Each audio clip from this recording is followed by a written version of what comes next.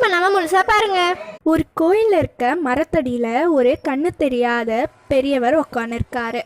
அப்படி அவர் உக்காந்துருக்கப்ப முதல்ல ஒரு ஆள் வந்து, கிழவனே இங்கே எவனா வந்து போனதை பார்த்தியா அப்படின்னு கேட்குறாரு.